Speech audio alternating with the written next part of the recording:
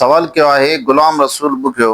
उहो त चए त छा रोज़े सां घरवारी सां प्यार मोहब्बत कंदे बिना हमबस्तरी जे फारिग थी वञे त रोज़ो टुटी पवंदो या न? बिस्मिल्लाहिर रहमानिर रहीम।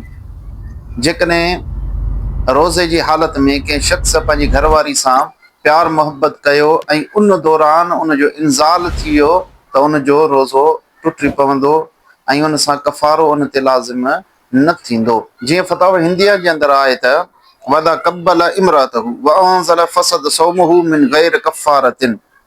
जंहिं शख़्स पंहिंजी घरवारी खे चुमी ॾिनी या छुहाई जंहिंजे करे उनजो इंज़ाल थी वियो यानी उनजी मनी ख़ारिज थी वई त उनजो रोज़ो फासिद थी पवंदो यानी टुटी पवंदो ऐं उनजे मथां कफ़ारो ॾियणु लाज़िम न आहे। अलबत्ता जेकॾहिं कंहिं शख़्स पंहिंजी घरवारी सां प्यार मोहब्बत कई रोज़े जे दौरान ऐं उनजो इंज़ाल नाहे थियो त रोज़ो फासिद न थींदो।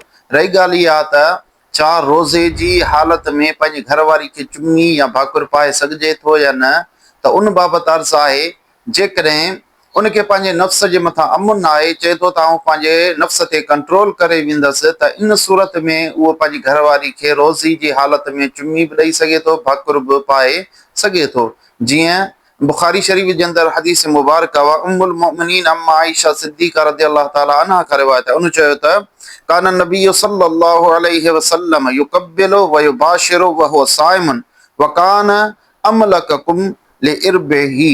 नबी करीम सल्लल्लाहु अलैहि वसल्लम पंहिंजी घर वारियुनि खे रोज़े जी हालत में चुमी बि ॾींदा हुया ऐं भाकुर बि पाईंदा हुया।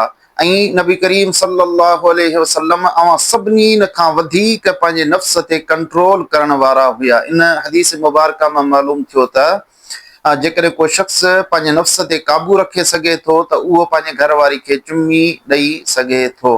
पर जेकॾहिं हिनखे अंदेशो आहे त इंज़ाल थी वेंदो, उन सूरत में उन जे लाइ चुमी भाकुर वग़ैरह नाजाइज़ ऐं हराम आहे।